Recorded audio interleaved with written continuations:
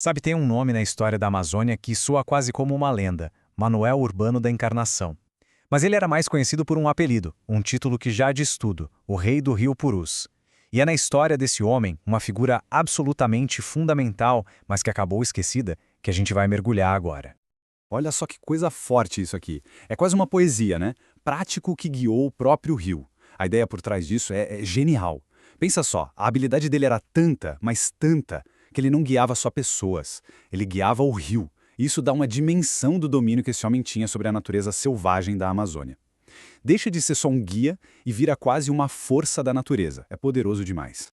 Então, tá aí ele. Esse é o rosto por trás da lenda, Manoel Urbano. A história dele, gente, é a história de uma peça-chave para a Amazônia virar parte do Brasil de fato. Um homem negro que teve uma trajetória gigante, tão gigante quanto o esquecimento que veio depois. Ok, então para a gente começar a entender o tamanho da importância dele, vamos focar na sua habilidade mais impressionante. Ele não precisava de bússola, de mapa, ele era a bússola humana da Amazônia. A gente precisa lembrar que, no século XIX, os cientistas europeus que vinham para cá desvendar a Amazônia, eles não sabiam de nada na prática. Dependiam totalmente de quem conhecia a região. E nesse universo, Manoel Urbano era tipo o mestre, o cara. Sem ele, pode acreditar, essas expedições científicas estavam, literalmente, perdidas.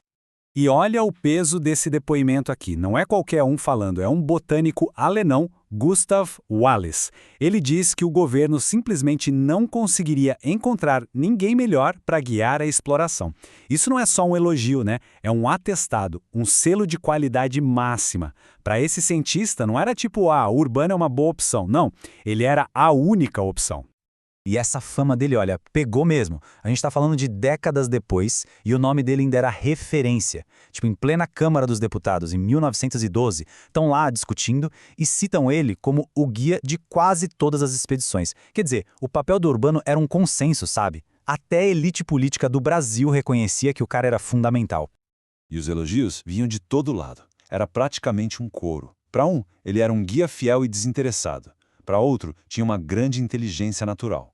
E Wallace, o botânico alemão, foi quem cravou o título que pegou, o Rei do Purus. Era um reconhecimento que vinha de gente de vários países, mostrando que ele não era só bom, ele era um homem de caráter. Mas aí que está o pulo do gato. A genialidade do Manoel Urbano ia muito, mas muito além de só saber navegar. Ele foi mais que isso. Ele foi um estrategista, um cara que pensou a ocupação da Amazônia, um verdadeiro diplomata da floresta. Vamos entender isso melhor. Ele não era só um guia. Ele era o cara que pacificava territórios que antes eram super hostis. Ele construía pontes, criava relações com as nações indígenas. E com isso, o que ele fazia? Ele garantia segurança para o comércio fluir. Foi ele que, na prática, permitiu a colonização e afirmou a soberania do Brasil naquela região. Ele não só guiava o barco, ele construía a estrada, a hidrovia. E o Gustavo Wallace, de novo, resume bem o pensamento da época. Ele diz que o Brasil devia a Urbano a glória de ter transformado milheiros de índios em bons e laboriosos cidadãos. Ok, a linguagem é do século XIX, claro, mas o que ele está dizendo é que Urbano foi o grande mediador, o cara que integrou as comunidades indígenas à nação, um papel diplomático super complexo e, para a época, essencial. E essa imagem aqui, da canoa, simboliza perfeitamente o resultado do trabalho dele. Pensa bem, a canoa, que antes era só para explorar um lugar perigoso e desconhecido, vira um símbolo de comércio, de conexão. Foi a habilidade diplomática e a perícia do Urbano que transformaram o Rio Purus num caminho para o desenvolvimento. Só que a história do Manoel Urbano tem uma virada. Uma virada bem dramática e, para ser sincero, muito injusta. Toda essa glória, todo esse reconhecimento que ele teve em vida, tudo isso entra em um contraste brutal, trágico mesmo, com o jeito que a vida dele terminou. E aí fica a pergunta, né? Qual foi o preço de tanta glória? Ou melhor, qual foi a recompensa? Um homem que basicamente entregou um território inteiro para o Brasil, que garantiu riqueza, soberania. O que ele recebeu em troca do Estado, da sociedade? A resposta é de doer. O rei do Purus, o guia dos cientistas, o fundador de cidades, o pacificador de nações, ele morreu paupérrimo, com uma pensão que era uma piada. O contraste é simplesmente cruel, não tem outra palavra. E olha, essas duas imagens, Elas contam essa história sem precisar de uma palavra. De um lado, a gente vê a força, o explorador no auge, dominando o rio. Do outro, a imagem frágil do fim da vida, do abandono. É o resumo visual de uma tragédia. Uma tragédia pessoal e um descaso histórico.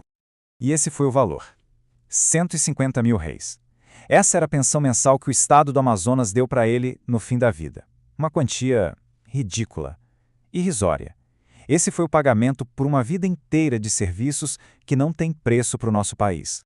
E o pior é que, mesmo anos depois da morte dele, até o elogio vinha com um tom de preconceito. Escuta só. Um mestiço, quase inculto, prestou serviços inestimáveis. Reparou? Mestiço, quase inculto. É um tom condescendente, de uma elite que até admitiu o que ele fez, mas que no fundo talvez nunca o tenha visto como um igual. E a frase termina com aquela confirmação amarga. Esse homem morreu paupérrimo. Diante de tudo isso, como é que a gente encara o legado do Manuel Urbano hoje? Bom, é a história de um herói. Um herói que a gente precisa urgentemente resgatar do esquecimento. Um jornal lá de 1921 usou uma definição que para mim é perfeita. Herói obscuro. É exatamente isso. Um protagonista cuja grandeza não está no holofote, na glória imediata. Está na persistência, na capacidade de abrir caminho onde simplesmente não existia caminho. A vida dele foi isso. O embate constante com um território que, como diz a citação, a natureza não entregou ao homem pela chave. Ou seja, não tinha mapa, não tinha manual, não tinha atalho. Ele não só explorou um lugar selvagem. Ele, com as próprias mãos e inteligência, tornou aquele lugar habitável. E é assim que a gente tem que lembrar dele, não como aquela figura frágil do final da vida, mas como essa presença forte, atemporal, no rio que era o seu domínio. Um homem cuja inteligência, coragem e diplomacia, literalmente, moldaram um pedaço do Brasil. E essa história toda do Manuel Urbano acaba deixando a gente com uma pergunta, né? Uma reflexão importante. A história que a gente conhece, a história oficial, ela é feita de escolhas. De quem a gente decide lembrar e de quem a gente decide esquecer. Então a pergunta que não quer calar é: quantos outros heróis obscuros como ele a nossa história ainda precisa redescobrir?